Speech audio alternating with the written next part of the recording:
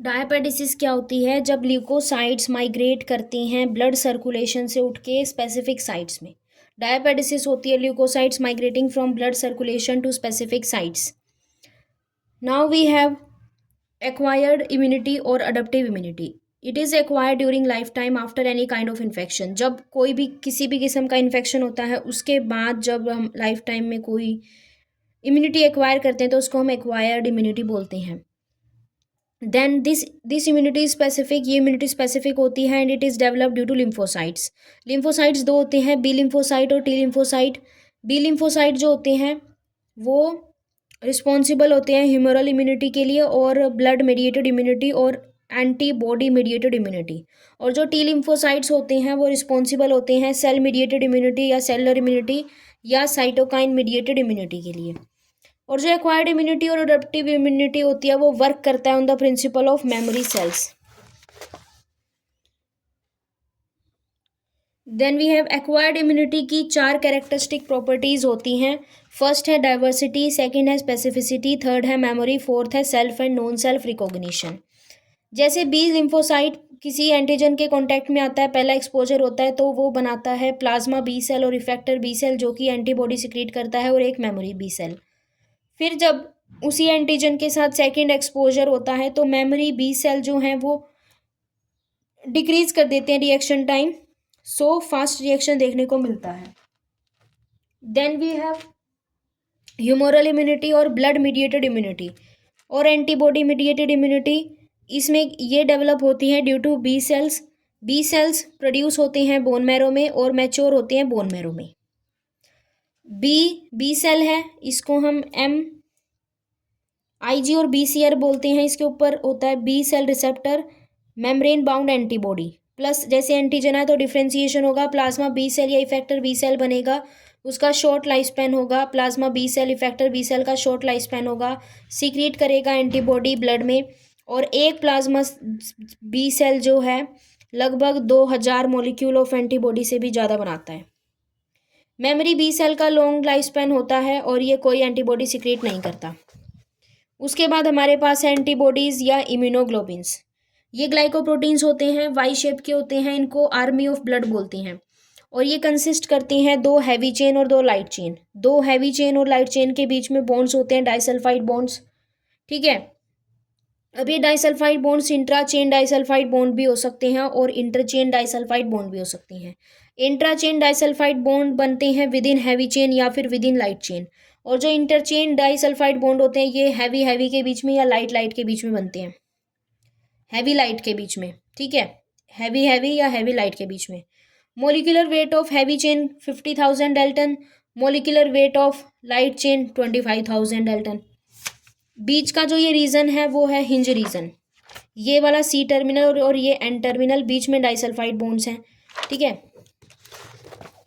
Then उसके बाद हमारे पास एंटीबॉडी का स्ट्रक्चर है, ठीक है। एबीएस है एंटीजन बाइंडिंग साइट, इसको पैराटोप भी बोलते हैं। एंटीजन बाइंडिंग साइट और पैराटोप क्या होता है? पार्ट ऑफ एंटीबॉडी, एंटीबॉडी का वो पार्ट जो कि एंटीजन के साथ बाइंड करेगा, ठीक है। वीएच रीजन है, वीएल है, CH1 CL CH2 CH3। Epitope क्या होता है? एपिटोप एंटीजन का वो पार्ट जो कि बाइंड करेगा एंटीबॉडी के साथ। एबीएस या पैराटोप क्या होता है? एंटीबॉडी का वो पार्ट जो कि एंटीजन के साथ बाइंड करेगा। Paratope formed by VH and VL। Classification of immunoglobulin, classification is done on the basis of heavy chain. Heavy chain के बेसिस पे हम इम्यूनोग्लोबिन का क्लासिफिकेशन करते हैं। Type of heavy chain on the basis of amino acid. Gamma chain बनाएगा आई immunoglobulin G, delta chain बनाएगा immunoglobulin D, alpha chain बनाएगा immunoglobulin A, epsilon chain बनाएगा IgE और म्यू चेन बनाएगा IgM। उसके बाद है हमारा order of immunoglobulin on the basis of concentration in blood. Blood में किसकी ज़्यादा कंसंट्रेशन है वो वाला ऑर्डर है। सबसे ज़्यादा है G, इम्यूनोग्लोबिन G, फिर A, फिर M, फिर D, फिर E। गामड़े से याद रखेंगे। E सबसे कम होता है और G सबसे ज़्यादा होता है। Order on the basis of half life, ये भी गामड़े, GAMDE। Order on the basis of molecular weight, heaviest M, फिर A, फिर E, फिर D, फिर G। G सबसे लाइटेस्ट, मोलिकुलर वेट सबसे कम होता है जी का और सबसे हैवी होता है एम। फिर है इम्यूनोग्लोबिन जी, IgG के बारे में पढ़ेंगे। मोस्ट अबंडेंट होते हैं ब्लड में, लगभग 80% होते हैं। हाईएस्ट कंसंट्रेशन IgG की होती है, हाईएस्ट हाफ लाइफ भी IgG की होती है। और मोनोमेरिक एंटीबॉडी होती है IgG, और it can cross placenta, provide natural passive immunity to foetus. RH antibody is member of IgG class. Role होता है इसका क्रॉनिक इन्फेक्शन में।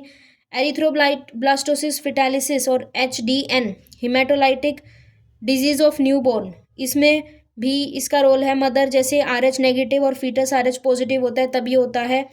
और IgG का प्रीडोमिनेंट रोल होता है इन सेकेंडरी रिस्पॉन्स। एरिथ्रोब्लास्टोसिस फिटालिसिस का वो है जैसे RH नेगेटिव मदर होती है, तो जैसे फर्स्ट प्रेगनेंसी में बेबी RH पॉजिटिव है तो फर्स्ट डिलीवरी सेफ होती है, चाइल्ड भी नॉर्मल होता है। तब क्या होता है, जो बेबी का RH पॉजिटिव ब्लड होता है वो डिलीवरी के टाइम पे मदर का RH नेगेटिव ब्लड के साथ कांटेक्ट में आ जाता है, और उसके बाद मदर की जो बॉडी है वो anti-RH एंटीबॉडी बनाने लग जाती है। जैसे जब सेकंड प्रेगनेंसी होती है तो मदर की बॉडी में ऑलरेडी RH नेगेटिव के लिए anti-RH एंटीबॉडी होती है, और फीटस फिर से अगर RH पॉजिटिव है तो जो IgG एंटीबॉडी होती हैं वो प्लेसेंटा के थ्रू फीटस के पास पहुंच के उसके RBC को किल करने लग जाती है, और फीटस जो है सेकंड वाला फीटस जो प्रेगनेंसी में था वो सफ़र करने लग जाता है सीवियर एनीमिया के उसके लिए। तो उसके लिए, उससे बचने के लिए जो फर्स्ट डिलीवरी के बाद है वो वैक्सीन दी जाती है मदर को, वो है रोगन डी। सेकेंड इम्यूनोग्लोबिन है IgM, हाईएस्ट मोलिकुलर वेट होता है इसका, प्रेजेंट होता है पेंटामेरिक फॉर्म में, बीच में इसकी J चेन देखने को मिलती है। इसमें 10 एंटीजन बाइंडिंग साइट्स होती है। सबसे पहले जो न्यूबॉर्न द्वारा सिक्रीट की जाने वाली एंटीबॉडी है वो IgM है। इसका रोल होता है एक्यूट इन्फेक्शन में, और प्राइमरी रिस्पॉन्स में इसका प्रीडोमिनेंट रोल होता है।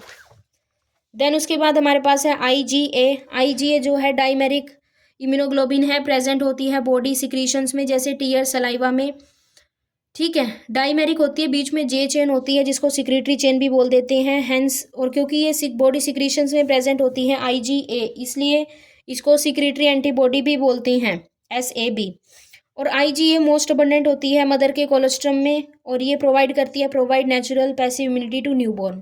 फिर है इम्यूनोग्लोबिन E IgE, मोनोमेरिक होती है, इसकी सबसे लीस्ट कंसंट्रेशन होती है, लीस्ट हाफ लाइफ होती है। रोल होती है इसकी एलर्जिक रिएक्शन में एंड हाइपर सेंसिटिव में, हेंस इसको हम रियाजेनिक एंटीबॉडी भी बोलते हैं।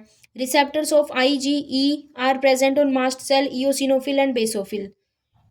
उसके बाद है IgD मोनोमेरिक होती है, इसका फंक्शन क्लियर नहीं है।